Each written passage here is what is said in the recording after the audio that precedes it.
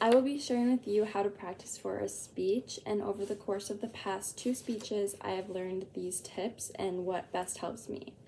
So first, I practice sections at a time. So I go from the introduction and I practice that over and over and over again. I wait a little bit and then I practice the second one, and then the third, fourth, just practice the different points, and then your conclusion, but the conclusion is a lot like your introduction. So you only need to practice that a couple times, as long as you practice the introduction. The next thing is I suggest that you practice with a timer.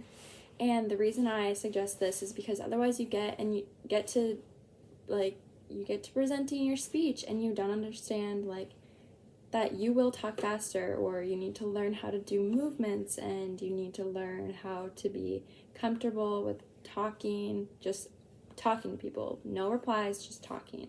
You need to be familiar with that. The third one is a lot like the second one, but the last speech, I practiced it and I was really over the time, so I cut out a bunch of information. And that ended up hurting me the most because I wasn't practicing with an audience. And when you're nervous, you tend to talk faster.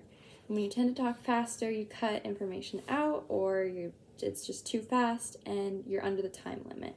And that is what really hurt my grade.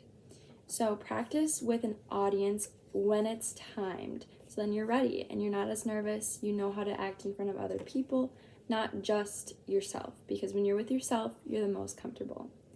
So those are my tips for practicing a speech and how to get used to yourself, how to have the most successful speech you possibly can.